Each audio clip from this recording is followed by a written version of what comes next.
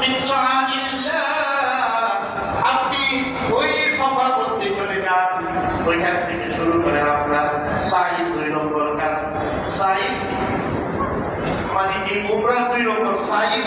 এটা হলো কি ওয়াজিবের 1 নম্বর।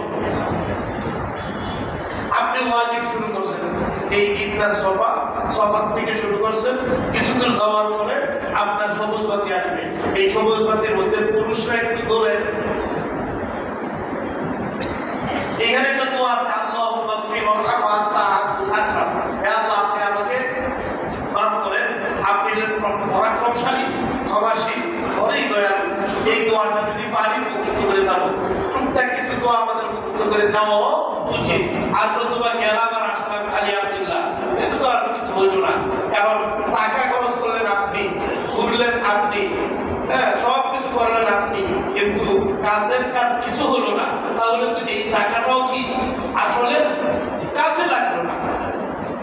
এই জন্য আপনার হজ আমার হজ এজেন্সি করে দিবে না, সরকারও করে দিবে না।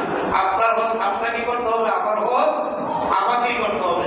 সুতরাং এই কিছু কিছু দোয়া, এই দোয়াগুলো শিখে যাওয়া আমাদের কি উত্তম দরকার, প্রশিক্ষণ নিয়ে যাওয়া উচিত, শিখে যাওয়া, প্রস্তুতি নিয়ে যাওয়া উচিত।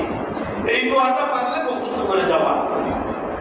এইভাবে আপনি মারওয়ায় গেলেন, আবার মারওয়া থেকে সফায় আসলেন, 7 চক্কর দেওয়ার পরে এই 2 জায়গায় সাফায়ও দোয়া কবুল, মারওয়ায়ও দোয়া কবুলের জায়গা দোয়া করেন।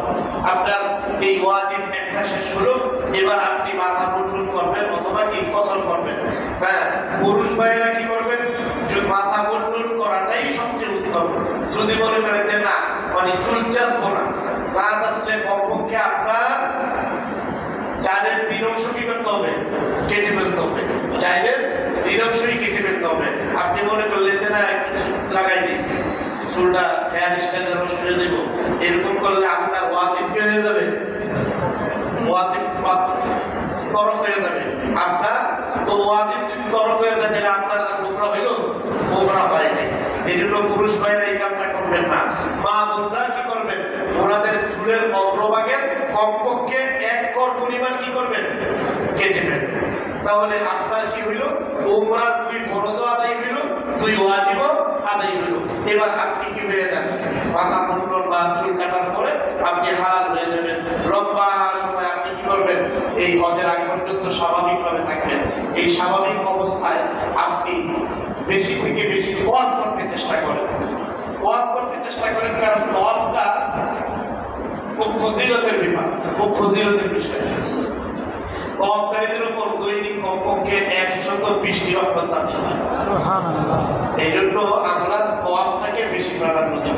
অনেকে একাধিক উমরা করেন, উমরা করা নিষেধ না, তবে উমরার চাইতে ওই নফল উমরার চাইতে নফল ওয়াজটাই কি উত্তম, নফল উমরার চাইতে নফল ওয়াজটাই উত্তম।